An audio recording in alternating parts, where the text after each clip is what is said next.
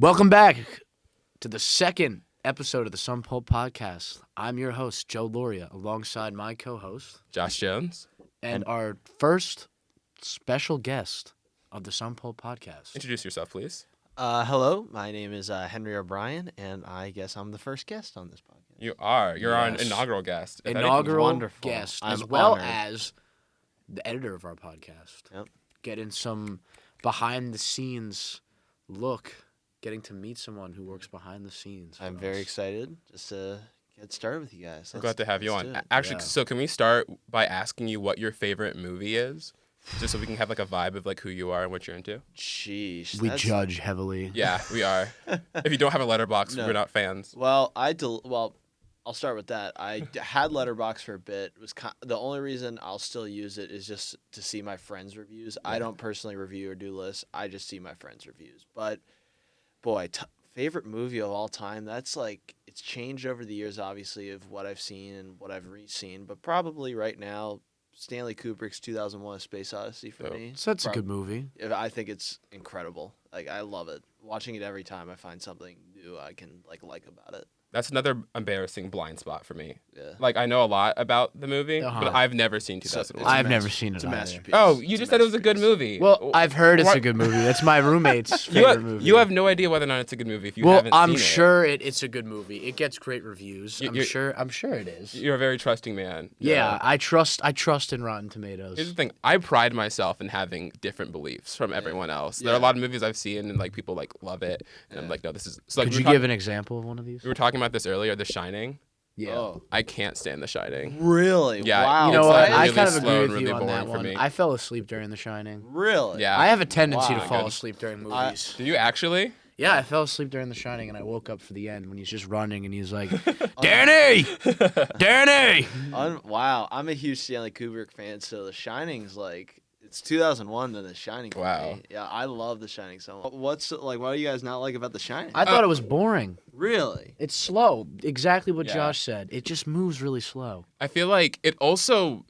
I think it's a disservice to call that movie a horror movie. At no point am I ever afraid, and like I don't think tension is the right word for how I felt watching it. I just felt like I was like waiting for something to happen, and nothing ever happens through it. I mean, like it's like well done. The art direction's great. Yeah. Jack Nicholson is great in it. What's the kid's name? Danny. I don't. The kid actually like he's not an actor anymore. He's like Really? he's a professor at like some community college. It's pretty cool. Oh. Yeah, interesting. like he was just a kid actor, and then he never like Danny. when he got older, he name of just the didn't movie. become an actor again. But the fact that there was nothing in it, I think speaks to like what was really good about it because Yeah. like the scary part of it for me at least is because it's not real. Like we don't know if like the demons are actually real. The ghosts may or may not be real. Yeah. But it's that it's really kind of at the heart of it. It's just a man like terrorizing his family. Like it's really like. It's like what's great about some of the greatest horror movies I like Midsummer, Hereditary, Ring, the Japanese movie The Ring.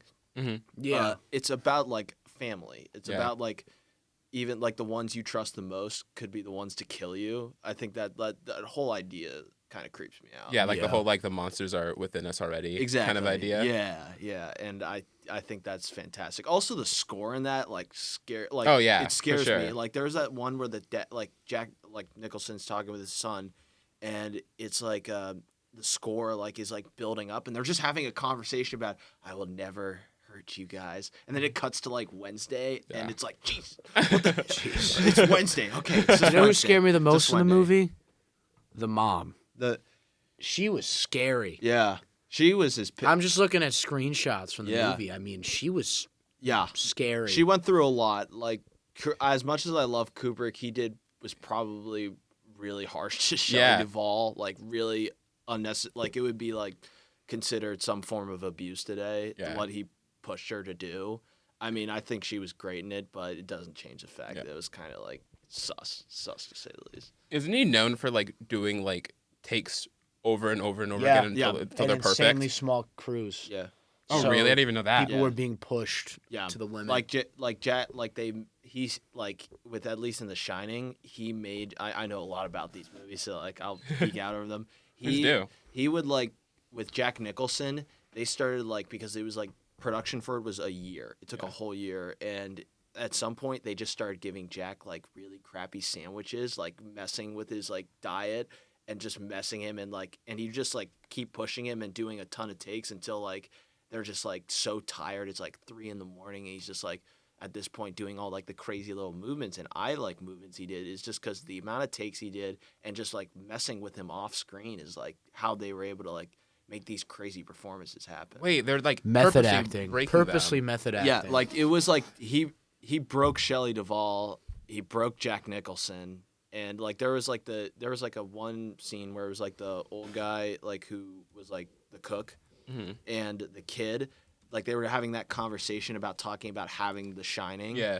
That took 127 takes. You're kidding me. And you the serious? old man, the guy cried, like the cook cried, the actor did after he was done. The kid just took it like a champ, and he's like a 9-year-old. No, I'm sure, and he doesn't even like understand probably that No, that's like messed up and not okay. He didn't even. The best part is the kid didn't. The actual actor didn't know it was a horror movie until like a few years after. Stop. Yeah, he thought it was a drama. He thought it was a drama. He didn't think it was a horror movie for like years. Stanley Kubrick, every movie he does, I'm reading this now. Malcolm McDonald talks A Clockwork Orange at 50. It was torture. He pushed He was a the actor. torturous. He pushed the actors to director. the limits, and I mean, can I say I can't like, it's a hard duality because like I enjoy the performances so much and I enjoy the movies. They are so like deep and so profound and just they like push the craft to new levels. Yeah. But also he did do some things that would be considered like not okay in today's. definitely. It's kind of a question of how far are you Yeah. going to go Yeah. for a masterpiece. The actor, you know? they're like the actors would. Most of them say like, I hated him, but God, I respected him in that sort of way, Yeah. which is like, does that make it okay? Yes and no. It's tough to say, but his movies are like, still like they're incredible. Yeah. But yeah, I encourage you guys though, because The Shining at least, and a lot of his movies, they always weirdly when they first were released. Critics hated them. Yeah. People hated them. But over time, as people watch them more and more, they're like, wow, this is like kind of profound on a whole new level. I didn't like expect Interesting. first time seeing it. Like Yeah. Steven Spielberg watched The Shining the first time, hated it. And then he was like, now I've seen it 20 more times and I was like, I love it. Yeah. And that's like with a lot of Kubrick films. You just got to go back, notice that, like just keep watching them and you're going to be like, wow, that was like deeply like I like to rewatch them a lot because like it's something I can find something different about it. No, I love that. That's awesome. Yeah. Maybe we should watch The Shining. Again, Maybe we should. I'm a huge What I'm a huge Kubrick nerd, so like I have like a whole T-shirt and everything. So like wow. I'm like a Kubrick stan for his films. Like I'm so like obsessed. What I've taken from this conversation is that I'm on the path to become Steven Spielberg because I dislike Yeah. The Shining. Yeah. Oh yeah, next Steven Spielberg. I'm talking to him right now. That's Oh. pretty awesome. So let's break it down to today's main topic: All right, let's go. Oh yeah. video on demand versus movies in theater.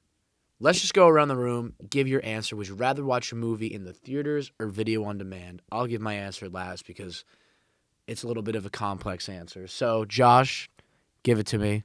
What's your answer? So, okay, we'll get in more in depth later. Yeah, obviously. But like, my hot take is I love video on demand. Yeah. All video on demand. And you, I mean- you expect it to? Do you want it to stay? I would not. Okay, so are we getting into the grand? Here, let's go to Henry first. Let's go to Henry, let's and see then what you we'll- want, yeah. and Yeah. then we can get into the real discussion. I'd say if I had to pick between the two, I'd have to pick going to a theater. I Yeah. think this the experience of being there. Like a lot of like film directors be like, "Oh, the experience," but like, and it's kind of cheesy when they all say it, but like, it actually I enjoyed a lot. Like it meant a lot going back to a theater, like because I went. The first movie I went back to in the theater was like called In the Earth. It was at Destiny USA. I was just like, this is so great to be here. Even though there were like only 5 other people in the theater, Yeah. I loved it. It was like just happy to be back. Totally. So I appreciate just going to the theater, and I totally get. Oh, we'll get into it. We'll get Yeah. into it. My answer is that I personally prefer watching movies in the theater, but I do understand the value of having that option to watch a video on Yeah. demand. I think now is a great time to segue into this. I give a perfect example of this with the Space Jam reboot. Yeah. That's not a movie that I'm going to spend $18 to go see. No. Yeah. Not at all. But if I'm bored one Saturday and it's on HBO Max, why not just watch it? It's a brand new movie. Yeah. LeBron James is in it, you know? So I feel like it has a purpose for movies that I would not really want to see in theaters, but at the end of the day, if there's a movie that I want to see, for example, Many Saints of Newark comes out this week, tomorrow actually, I'm not going to go watch it on demand. I'm going to the theaters to watch it. Yeah. So does not a part of you feel like you're wasting money No. because of that? So what do you think you get from the movie experience? It's just the feel of being in a movie theater, the large screen, the audience watching it, the perfect seats if you go to a nice IMAX theater, and if you go I love the reclining seats. Yeah, or if you have the they're so nice. you go to a dine-in theater. Oh, I hate those. Oh, you don't like those? Oh, I hate them. Never been. I need to try that. I love it. I think they're so distracting to the movie. Oh no, they're I so love fun. like just like kind of like not zoning out, but like really like tuning into what I'm watching and not having any distractions. And when like a server's like, "Oh, here's your burger." Right now, Yeah. I have to do the whole like, oh, thank you so much, So, kind of thing. do Or you like, get popcorn when you go to a movie theater? Yeah, I do. Okay. Also, movie theater popcorn so much Slaps. better than Slaps. Orville Redenbacher or whatever for you sure. can No, make, or definitely, Pop definitely, Secret, definitely. whatever you can make in your Way better. microwave. It's just going there and the whole experience is just so much better to me than watching a movie on demand, which is why I prefer movies in theater, unless it's not a good movie. Yeah, Yeah. because then you feel like trapped there. You feel like it's Exactly. like you just wasted money. You just wasted your time. Exactly. Like going to the theater. Also, movies were made to be put on the big screen. Yeah. Directors and people making the films make it on for the big screen. Yeah. Okay. So here's the beginning of my complaints about the whole theater Let's hear it. versus Do you have a VOD list? argument. For a list of complaints? Yes. Not exactly. I'm sorry. This mic thing is so awkward. I'm gonna move it in front of me and just keep my laptop over there until I need it. So recently, I've just seen a lot of reports from directors, especially the director from Dune, who are all like, you know, my movie was made to be seen in the theater. Like watching it from home is a disgrace to like how it's supposed to be seen. And I find all of that to be ridiculous and preposterous. And why do you think that? The main reason is because I know that like had COVID not been a factor, had this not been a thing, right? Mm-hmm. In like 6 months' time, we would be getting the Blu-ray and the 4K version of these movies. And it'd be put on a streaming service. It'd be put on a streaming service. If you really felt that passionately about your movie never being seen at home on someone's TV, you wouldn't sell it. But they totally want all that money to get. So I just find that one element to be really annoying to me. Yeah, I get that. I feel like, to an extent, my more issue with the video on demand, I get they're mad that it's a disgrace to put it on demand, but it's more of a fact of actors and people working on the movie make more money when it's in theaters. So I actually think it's a disgrace, but more in the sense that actors and the people who worked really hard in the movie are losing money. So I'm all for The Rock, ScarJo, Angelina Jolie, Emma Stone suing these big media companies. I'm all for it. I mean, I agree, but I also think that, like, you know, as we're going into this world in which, like, you know, streaming is going to become more and more of the norm and VOD is going to be more and more common, I think that we can retailor contracts to fit that. I don't think that we're locked into being like, hey, like part of your budget is dependent on, you know, box office revenue. No, I think it's now going to have to really go down to restructuring contracts. Totally. I think this whole COVID-19 outbreak has changed so much of the movie industry, and we're going to just see a whole new landscape. There's going to be a whole new genre of movies that are directly made just to be put on video on demand. Yeah. I think because I think it's not that COVID changed it. It just COVID pushed it to the inevitable. Like Yeah, that's so right. Because this was gonna happen because before like 2019, Martin Scorsese comes out saying Marvel films aren't cinema, and he also gets into like how streaming services are kind of changing it. And then he made The Irishman. Yeah, 2019 pre-COVID. and he acknowledges that like that's where it's going, and that we all like people knew that was coming, and it's just COVID was like pushed it. It pushed Disney to make Disney Plus, NBC for Peacock, Paramount Plus. Like that, it was coming, but it's also there isn't like at least with me going to watch a film like for example like Parasite. And I went and saw that in theaters twice, and I came out of it just like in chills. Like And I also watched, say, I don't know, Pan's Labyrinth. I watched it. I got chills, but that feeling of watching it from my computer and the theater wasn't the same. Like it felt more worthwhile going to see it at the theater.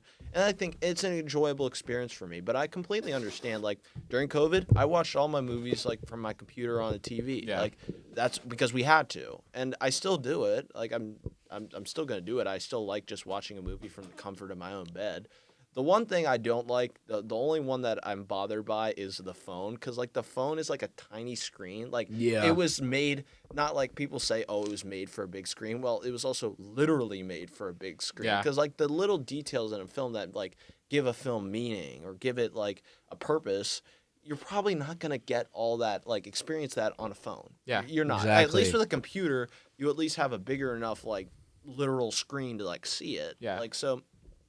It's hard, and I completely get people because like it's comfortable. It's nice being from like doing it from your own bed. I love doing it. A lot of people, almost everybody in our generation. And also, I loves feel like at doing the it. same time too, it's not like video on demand is that Yeah. uncommon. What happens, Yeah. as you said, 6 months after the movie released in theaters, we all then just watch it Yeah. on our big screen TVs. Yeah. You know, It's so And we're at the age where most of like the best movies of all time, we have only been able to watch. oh them yeah, Yeah. oh at yeah. home, on TV, on no. DVD, whatnot. And I don't think I've ever seen a movie in theaters that's become my favorite movie of all Yeah. time. Yeah. Like what it was so challenging for a lot of people is like watching classic films. Like now we have like classic films like right at our fingertips. Yeah, Like we get literally. like we have old films from the 20s like where you like have to go to a theater to watch it. No, you can watch it now from your bed. You can watch it like it's so easy to to access. It's like that's great. But also it's like a lot of these film directors like say, oh, it needs to be in a theater. It's just also looking out for movie theaters, people who run movie theaters. No, that's Exactly. definitely like a really important because part. there's a lot. There is that human side to it. There are people like in Manlius, the town, like one of the towns over in Syracuse. There's the Manlius Art Cinema Theater. It's just a one screen, and it's run by this sweet old couple. Shout out them, and they like. But not many people show up because that's just how people are, and there is that human element to it that it's like we should keep in mind. We should be able to like help them and support them still, but it's also, I get it. It's just it's nice. It's No, a very comfortable feeling. It is watching No, comfortable. I totally agree. I want to go back to kind of talking about like the movie theater experience because I definitely agree with you guys that I think that for most things like it's going to be an elevated experience. You know, Yeah. the screen's going to be bigger. Even just like the feeling Yeah. of being in a room with a bunch of people and enjoying something. and the lights go down. Exactly. It's great. But I'm gonna give you guys the one example of a movie I think I enjoyed more because it was at home. Yeah. And Let me not hear. in theaters. So let me also preface by when I watch a movie at home on streaming or whatnot, I make a whole day out of it. Yeah. Like I turn off all the lights, I Oh, get I some love that. food. Ooh. I have a nice TV that I set up too. Nice. I really like pamper myself in that time. And the movie that I enjoyed so much was The Sound of Metal. Oh, And I don't think I've ever heard of it. And yeah. you haven't? It's incredible. It's Oh the- my No. goodness. It's the only. Sound of Metal. Yes. Oh, I've heard of that. I've never seen It's it. the only Academy Award like from the last like Best Picture nominees. It's the only one I haven't seen yet. I need to see it. So good. So I definitely won't get too much into spoilers, especially since it's like a newer movie people need to see. Yeah. But like is this the one it's- with Riz Ahmed, the yeah. drumming movie? So it's Oh, all pretty about cool. him. This isn't a spoiler. I don't think it's a spoiler to talk about what the premise of the movie is. No. But he's struggling, or He's losing his hearing. Yeah, he's losing his hearing. He's becoming deaf, and so I think it won Best Sound Design or Yeah. whatever it's Yeah. called in the Yeah, yeah. Oscars. And when I watched it, I put on headphones. Yeah. I watched the entire movie. That's cool. And I could hear so much better than I think I ever could have, like if I was in a theater with people, Yeah. like as they were like reaching into like their bag of popcorn, opening Yeah. their snacks and whatnot. Like that would have killed the experience. But for that's me. the whole But I point felt of so it. much more immersed Yeah. in Yeah. the film and in the storytelling Uh-huh. because, like, you truly don't understand how great this sound design is Yeah. until you watch the movie. Yeah. It is so transformative. Yeah. It made you truly like I- appreciate sound design. Yeah, a lot of films that have great sound design, putting like AirPods in, like you can kind of like pick up on like the cool little things they do. Yeah. And you may not even pick up on that in the theater. Like that's something that's very interesting and I think is super cool. And it's again, a movie I still need to see. You definitely it's on Amazon Prime, so I definitely recommend that everyone watch it. Yeah, I'm gonna give it a watch. The It's other pretty thing interesting. that always comes to mind is like for families when they go to watch the movies. Yeah. It's so much easier to just do it streaming. I have a family of, there are 4 of us total, and we're all pretty big. We talked about this last time. Pretty big Marvel fans. Yeah. And so when we go to see a Marvel movie, it's a whole event. Yeah. But like you got to pay what, like $12, You have 4 $15. siblings? What? You have 4 siblings? No, so no. So sorry. It's a family of 4. My okay. dad, my mom, me, and my little brother. Your little brother. Yeah, so sorry. say. No. Wow. No, but like there are people who will have these huge families, and they all go to the movie theaters, and like tickets are so much money. Then you got to get the concessions, which are even more money. Yup. And it's just like, it's just so not worth the amount of money to go watch a movie. Whereas now, you can like get like Disney Plus premium movies for like $35, and you can like have like your whole squad over, and you all watch it together. Yeah, And no. it's cheap, yeah. Yeah, one of my favorite, The Shining and Ari Aster's Hereditary are like my 2 favorite horror movies of all time. Yeah. And the first time I watched Hereditary wasn't in a theater. It was going to a friend, so I went to a boarding school, so we'd go to like other people's dorms and whatnot. Yeah. And I went to my friend's dorm, and like 5 of us just sat and watched it on the computer, and we were terrified. Like, it's a terrifying Yeah, that's movie. a And that scary movie. Yeah, and that experience was still there. It was that collective experience of us 5 together, just being scared out of our minds. Yeah. Like, it was incredible. Do you guys like watching movies alone? I Yeah, honestly I can't love- I watch do. movies Love alone. 'em. I can't do it. I think I probably prefer to watch a movie by myself. Really? Me too. No, Me I too. can't. It's just because a lot of stuff I'll see, like I'll know, like I'll watch like a 1960s French movie or something, and my parents will be like, "We're not watching it." Well, I don't know what's going on. I actually watched a French movie this week. What movie? Breathless. Oh, I love it. I've never heard of it. Breathless. I actually have a film class with Henry. Yeah. Oh, okay. And we watched Breathless this it's week. a It great- was an Is assignment. It's a fantastic. It was pretty good. Fantastic. It's probably the first modern film ever made. It's a they part say. of the French. interesting. It's part of the French New Wave, which Yeah. a lot of it. Like, it had a lot of jump cuts. The editing in it's super unique, where it's like it'll just cut in the middle of a conversation or something. It kind of like Weird. drops you in the middle. It also is like one of the the film movement as well.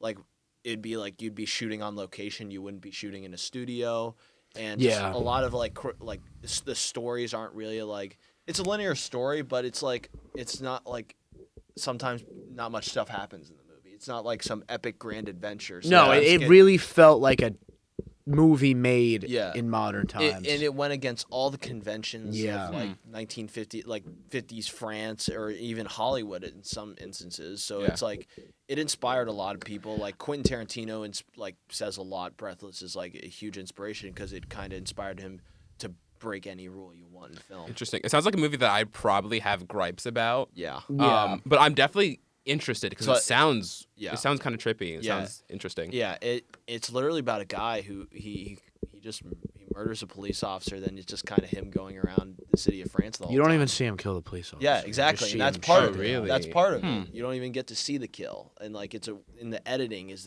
so revolutionary. That's kind of cool. Yeah. And I- it was my third time seeing it. Oh, you've already seen it before. Because I'm a dork. I'll admit it. I'm a geek. So yeah, I love that movie a lot. Wait, so I want to go back to watching movies Yeah. by ourselves. Yeah, no, I can't do it by myself. I love it. I love it. It's like, it kind of like, sometimes I feel like a connection to it, just like a personal connection. Like, wow, that was like hit me profoundly, just me. Definitely. It may not have hit anyone else profoundly, but having that just alone time, it's cathartic for me, Yeah. especially during COVID. That was crucial. Totally. That's like definitely a different perspective that I don't think about. Yeah. It's Interesting. pretty awesome. Yeah, I think so. This definitely comes down to like who I am as a person. I love just Yeah. being by myself and Me like closing a door, too. just not talking to any human beings.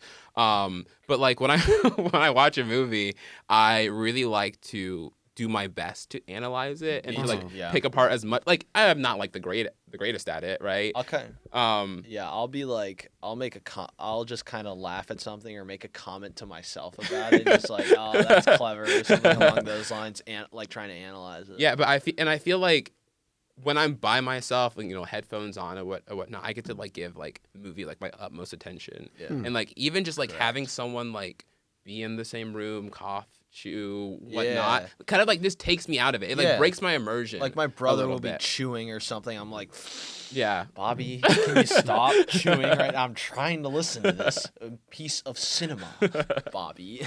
I'm much different than you guys when it comes to that. I'm Yeah. more into watching with people. I like the shared experience. Yeah.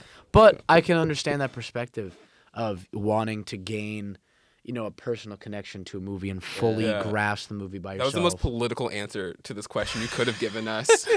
Yeah, Like, no, I don't know. disagree with you. However, But- I can see both sides of the argument. No, I don't know. It's just for me, I can't physically sit there and watch, say, The Godfather. There's no way you're getting me to sit down for 3 hours and watch a movie because I have the worst case of undiagnosed ADD. I can't stand still. I don't have the attention span to Yeah. even watch a 35-minute TV show alone Yeah. right now with the amount of stuff I have going on. Yeah. So to me, I find right now, at least while I'm at college, watching movies with my friends, I enjoy so much because it allows for me to watch movies, to broaden my horizon of Yeah. movie watching. Like, Yeah. for example, the movie we're going to talk about later is Spider-Man Into the Spider-Verse. Yes. I watched it with my friends. Oh, did you? Okay, cool. my Yeah. Gosh. And I can't wait. it also allows for me to kind of, I don't know, just share time with my friends and also watch new movies. And, going to school and having all this work to do, you don't get as much, time with your friends as you'd want during the week. But having that, movie night, me and my roommates, I think it's now at least once a week we have a movie night and we all pick a awesome. movie That's and wholesome. watch I love it. that.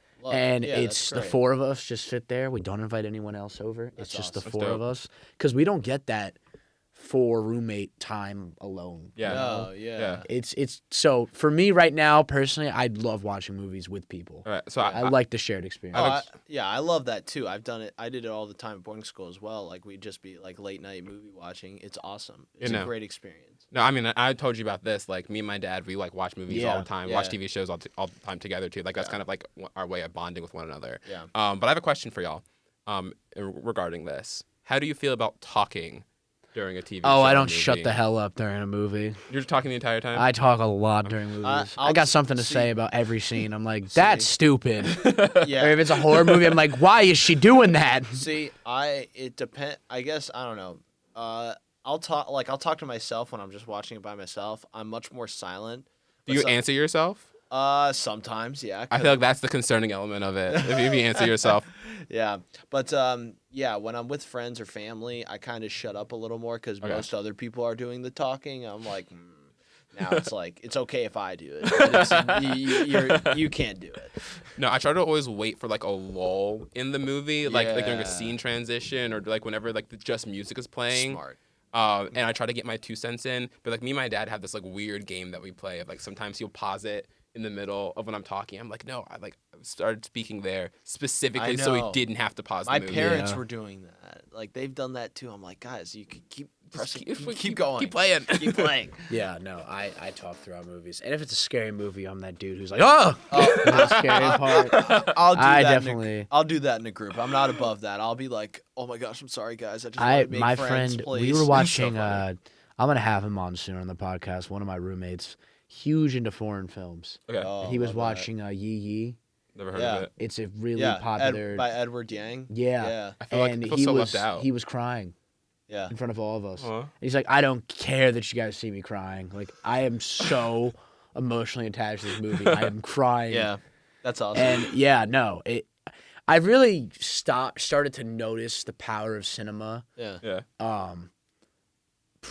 It's really weird, but not until this year. I used to think of movies as kind of an escape Yeah. from everything and just, surface level things that you just watch when you got nothing else to do. But it took from me seeing Shawshank Redemption Really. and just kind of that message of busy living or get busy dying. And from there, it just changed my perspective on movies in general and just how much they actually mean Yeah. No. in a sense. I always thought that music was more of that, but Interesting. So we're so off topic, but I want to continue this because I think this is really interesting. yeah, I think this is a much Yeah. better. It's really cool. Topic. Yeah. No, Yeah. I've always heralded media and movies as making me or causing me to learn so much Yeah. about myself, about the Yeah. world around me. Yeah. I think media has made me so much more tolerant of Yeah. people who are different than Yeah. me. Yeah. I think that you just get perspectives from people. And I feel like because it's like a fusion of all these different art forms, you have the ability to really show like a huge range. Yeah. Yeah, exactly. That's emotions. exactly what my roommate said yesterday. We were talking about this. He said that movies are the most powerful form of media in the world because it implements every single other form of media into it. Yeah. You got the music, you have the cinematography, and it just Screenwriting, comes all the yeah. screenwriting, and it just comes all Yeah. together Yeah. into And- one. all those elements into one. Yeah, and you can pinpoint on one specifically if you Yeah. want to. You can like only look at the cinematography and see how Yeah. that conveys a certain Yeah. story. Yeah. But like, you know, if you like look at everything and how all of them interact with one another, you get this whole like, you know, hopefully, depending on like how the movie is made, Yeah. you get this whole Oh, yeah. amalgamation of a So story. do you guys feel the same way about with TV shows? Do you ever feel that way? Because I honestly am more connected to TV than I am to movies. It's interesting. There are some shows where I'll become a fanboy almost. Like with Marvel Yeah. movies, Yeah. I'll go into like comic book nerd mode where I'll like get into huge debates with people, or like I don't like it's not as profound. It's just kind of more like I like it talking about comic books and Yeah. stuff. And it's another one's like Game of Thrones as well, where I kind of just become a passionate fan. Like season 8, I kind of just was watching with a blind rage half the time, where I'm like, you are butchering this once great show. I have lost all respect for you. Like whoever the creators are, I forget their D&D. names. Yeah, Yeah. D&D. Jerks. No, I definitely think that it depends on what I'm watching. Like Ah. I think it's all very dependent on just like what the story is being told. Yeah. Like the TV show that immediately comes to mind of like kind of changing how I view or like affecting me is Yeah. The Good Place. I don't know if you guys Really? have seen. Yeah, I saw a couple episodes. I It's need pretty to. interesting. I need to. I love The Good Place, and to explain to you why I feel the way I feel, I would have to spoil it, so I'm not going to do that. Interesting. But like the basic premise of the show is They're that all you know, dead. yeah, they all die, and then Eleanor, the main character, she's like, they're all sent to the good place, and Eleanor, she's like being toured around. She's like, yo, I don't deserve to be here. Yeah. I'm not the person who belongs here. Yeah. And so it's this question about morality and ethics, and you know that's a huge plot point. Like she's being taught how to be an ethical person throughout how to be good. Yeah. And I just think it says so much just about like who we are as people and like what we can do and our responsibilities to be good. It's really interesting. You know what's interesting as well is that it's like I'll feel a certain way about a film. Like it can impact me in one way or another way, but it's interesting hearing how it impacts other people because Definitely. people come into watching a movie with a different life, a different Yeah. experience, and could like interpret something totally different or feel something different. And that's what's great about talking about movies with other people is like getting that different perspective.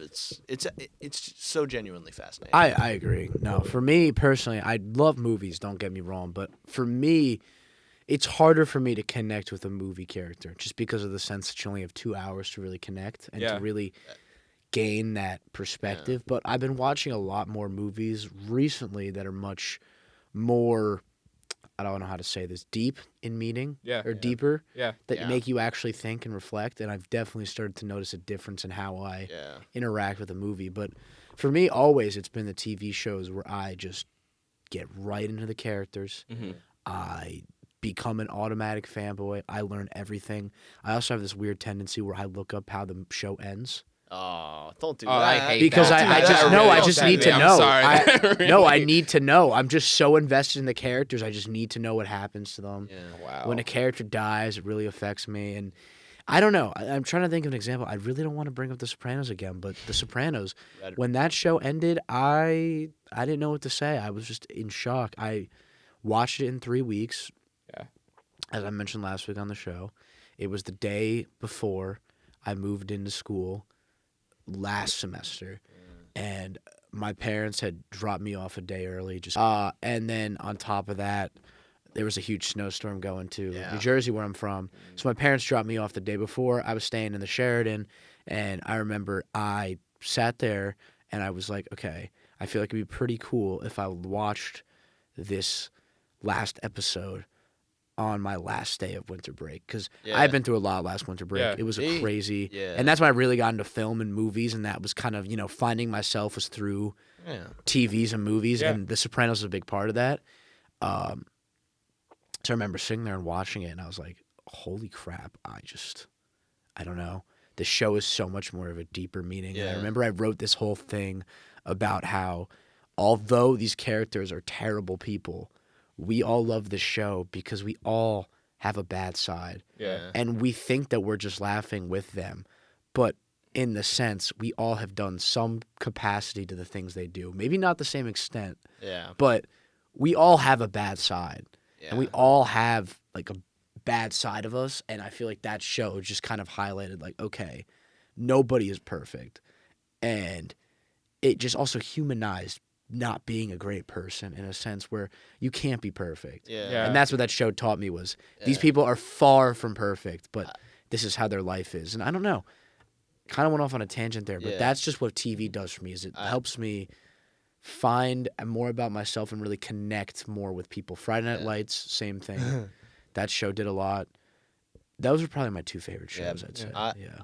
Three things now. First, I just started The Sopranos, and already off the bat, I love that, like, it kind of, because when you think of, like, a mob boss, you don't think of a guy who's struggling with mental health. Yeah, no, that's the other thing, too, is he's going to therapy. Yeah, and all of them have mental health issues. Yeah. And that's why I think it hit home, too, was you don't think of terrible – you think of terrible people and you're just like, oh, they're just bad because they're bad, they're you know? conflicted. But they're just conflicted. They and feel things. They were like, all – born into this lifestyle. They didn't wake up one day and say, oh, I'm going to be a mobster. That's just not how their life went. Yeah.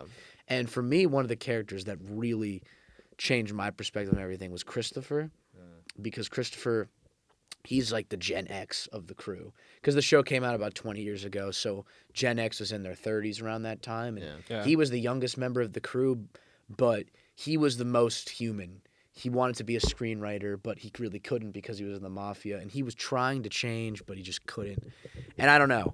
Something about his character always I was always drawn towards. Yeah. And that's why for me, you know, I can't get that same connection with the movie character because you only have 2 hours to draw that connection. But when you have over 96 hours of content to draw with a character, it just makes you so much closer. You really feel like you actually know them. But I see where you're coming from at the end of the day.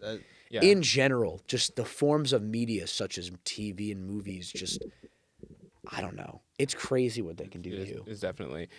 This isn't the most elegant way of saying this, but just like being aware of time, we're kind of running out. So I kind of want to give our last little notes on this topic before we talk about the movies that we just watched. I think that, I don't know if you have anything else to say, but I think that was a really beautiful way of closing it out. I think that's we really closed good. it out. That was no, that's exactly, and we could cut this part out. Yeah. Okay, cool. I didn't know if we wanted to say, I know that I wanted to say one more thing. Go for it. It definitely wasn't as eloquent as yours. I also don't know if you wanted to say anything, Henry. Nah, it's okay. Too. It's okay. The one thing I wanted to say is I feel like the only trouble that I have really connecting to TV shows is the fact that season for season you don't know or the writers don't even know what's going to happen. Like Game of Thrones is probably the one that hits me the hardest because they do such a great job of developing these character arcs and these beautiful characters. Red Wedding. It's so well done, and when the characters in the first 6 seasons, maybe first 5 seasons, when a character's story ends, you feel like it meant something. You felt like an impact for it. But in season 7 and 8, it felt like everyone was like, oh, well, we'll just make them go in this direction, regardless of where their character was going. And so I just feel like it's so hard to trust TV shows to really deliver a complete story. I agree with that because a lot, like you said, TV shows can just completely disappoint you. Exactly. Whereas movies, they're meant to be these little 2-hour packages. Exactly. Yeah. And they for the most part, beginning and end. That's what make the great movies great is that if I'm so emotionally invested, just 2 hours, the Florida Project, for example, it's about a little girl living in a Florida apartment, and by the end of it, I'm about to cry because this little girl's 6-year-old's innocence is being kind of taken away, and it's oh no, stop! You're gonna make me cry, and it's that's a 2-hour movie, or it's not even it's just over 90 minutes, And the fact that it did that is that's what makes the great movies great. Yeah. Yeah. Well, segueing on, we're going to talk about a TV show before we go into our most watched that's popping off real quick. I just want to shout out Squid Game. This is going to make Netflix history. It is going to be the most popular show ever in Netflix history. I just wanted to give a little synopsis because the two other hosts today have not seen it yet. This is very targeted. No, I'm about Sorry, 3 or 4 episodes in, and it's basically how I would describe it to you is a South Korean Hunger Games, and it's based off actual games that kids in Korea play when they're younger. Yeah. So how it works is there's 456 of the poorest people who just really need money in South Korea. They're taken to play in these games, and basically if you lose one of the games, there's 6 games, you get eliminated, but you die. That's what happens. You die. Yeah. So you're risking your life to make upwards of, in U.S. dollars, I think it's about $36 million. Gotcha. And wait, and are they choosing to play? Or They choose to play. Interesting. It's okay. not like the Hunger Games where they're kind of forced to play. No, they choose to play. And it's really, really good. Interesting. What do you It's really like good. about this show? What do I like about it? What's selling it for you right now? I think the art direction's very good. The color scheme in the film and the TV show is really good. There's a lot of There's pink, right? A lot of pink, and it's just like very bright. A lot of the action shots are really good, and the dialogue is really good. You have to watch it in Korean. You have to watch it in Korean. Yeah. It's like Parasite. Don't dub it.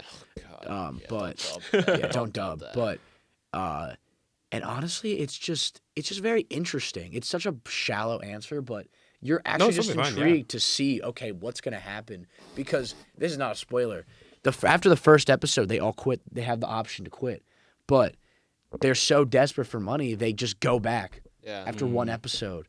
And it's pretty crazy how they are really risking their lives. They have a very small chance of winning, but they're all risking it all to win $35 million. And at the end of the day, is your life worth that much money to you? Yeah. And the first Easter egg that's coming out is there's a character that's known as the Old Man. And I'm not going to get too into the conspiracy theory since you guys haven't seen it.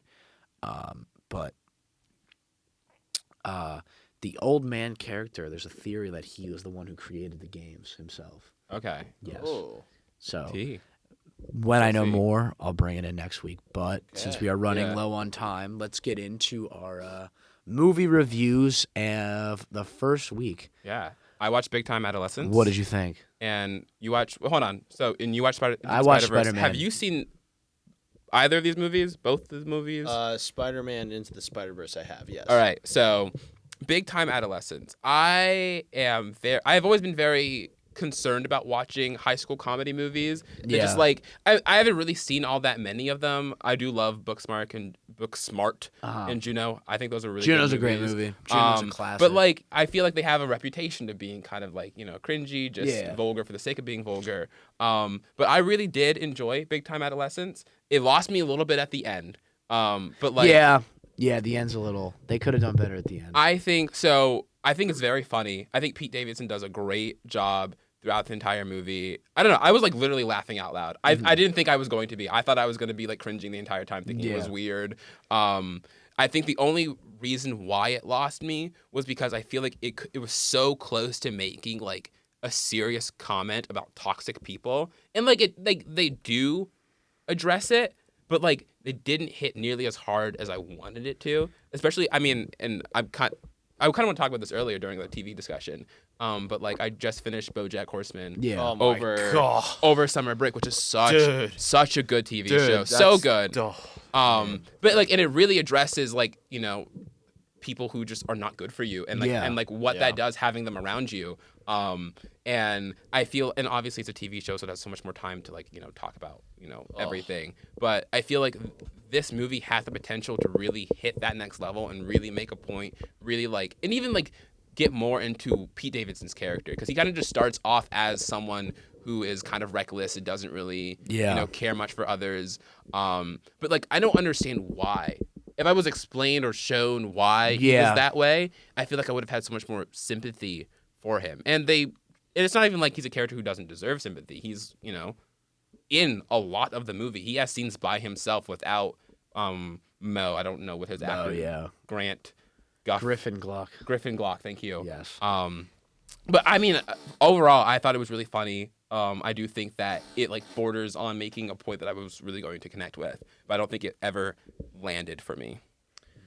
Well, my analysis is not that deep of Into the Sorry. Spider-Verse, but I was just blown away by the animation. Oh, for it's one. gorgeous. It's Yeah. such a beautiful I think that movie. was honestly my favorite part of the movie was just yeah. the animation itself. I honestly think in the past 10 years there's been no from the animation perspective like side of it, there's no film better. Also, than the Into soundtrack Spider-Man. too was. Oh, it's so Yeah. amazing. Yeah. So those are my two big things with the Spider-Verse movie. Into the Spider-Man Into the Spider-Verse was.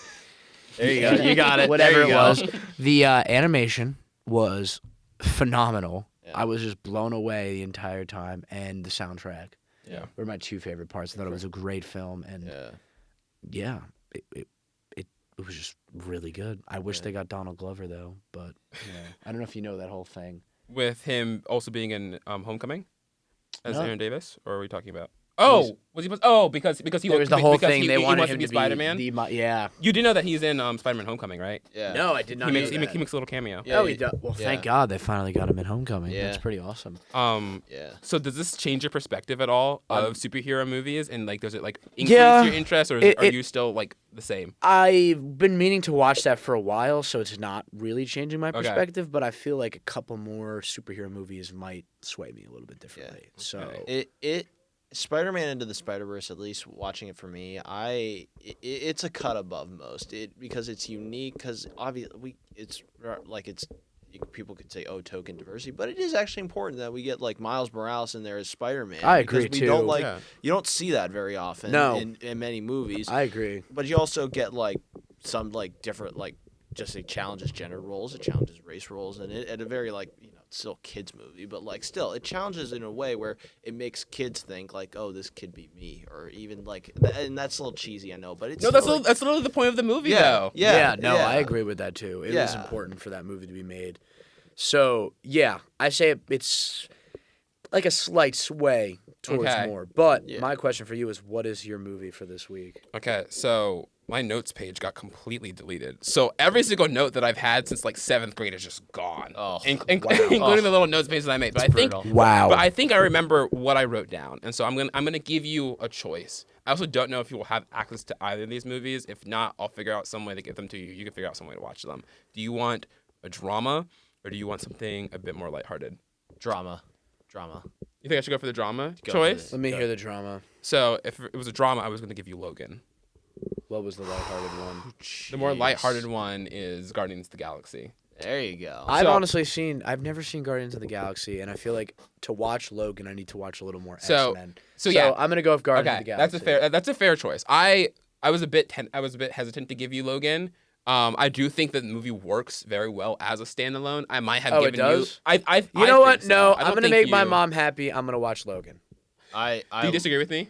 Wait, say that again. Sorry, I was gonna ask if you disagree about if it operates as its own standalone movie. I think it does. I think it does perfectly. Yeah, and give your Alright, take so- about Logan. You're gonna say something. I wanna hear it. Logan. I went and saw it with my dad in theaters. He was very caught off guard from how loud it was, but I was because I've watched I was a huge X-Men fan, so felt very connected to Logan throughout all the movies, and yeah, it really the comic it's based off is beautiful and brilliant, and it felt more because it didn't feel like. Because all the X-Men movies feel like this grand, like, good, like, this guy's going to destroy the world. Or this guy, like, this is like, if we don't stop this, millions of people will die. No, this was just about a guy trying to protect a little girl just to get her across the border. It's so low stakes. It's so, like, it's not, it's still like the stakes So, yeah, not to diminish it. Yeah, the stakes are high. It's just like the story feels more personal. It's It feels like more intimate. And that's like what superhero stories could do. Like it can they're usually on grand levels. Yeah. But some of the best have been some of the most intimate, like just stories about just maybe doing this one act of good that like it's not like saving millions, but it is like saving this one girl's life because you know what, these superheroes are human. Yeah. And it also shows like the mortality of like the character himself. Like he was dying throughout that movie, and he was like he's lived for so long, and it's just he's been through so much. It was just it's very powerful. It's great. I love it. I think you will enjoy it even. Yeah, if you no, don't have the I'm pretty context. excited. My mom will be happy that I'm watching it. I'm gonna give you Pineapple Express to watch. Yeah. An actual. It's been on my list for a while. Yeah, you gotta watch it. It's a good movie. Wanna write it It's down a right now it's so a I can- good Electric movie. Avenue. I love that song. I'm writing it down. It's on Netflix, right? Yeah, Okay. it should be. If not, Amazon Prime. Let me Alright, know if it's yeah. not. I'll, but- I'll figure it out. Yeah, Yeah, I I'm don't pretty- know. I don't know I'm what you're pretty gonna sure. do about Logan. I own it, so Worst you're case. welcome to come over. And we Perfect. can watch I'll- it together or whatnot. Sure. We won't That'll talk be- about it afterwards though. It'll be like one No, of those like, we'll- okay, you watched the movie. bye. No, you can get out of my Sounds apartment good. now. All right. Well, that was the second episode of the Some Pulp Podcast. Oh, yeah. Yeah, Good I job, had a guys. great I had a time. great Loved time. it. Thank you so much for joining us, Thank Henry. you. So Happy to be much here. for I joining us. really appreciated your voice. I think you offered Thank like a you. really interesting and Yes. good Thank you. perspective. You will Yeah. definitely be back at some Totally. point. Hey, there we go. That's good to hear. I passed. Next week, stay tuned. Probably we'll have another special guest. Hopefully. Hopefully, I can I like having people on the show. scrunge through and find somebody to We'll figure it out. be on. But stay tuned. We'll be back. Yeah. Thanks for joining us all. Peace. Have a good one. Peace.